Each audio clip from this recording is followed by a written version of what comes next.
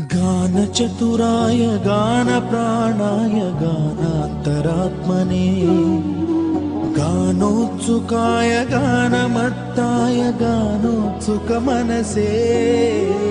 गुरुपूजिताय गुरुदैवताय गुरुकुलस्थायिने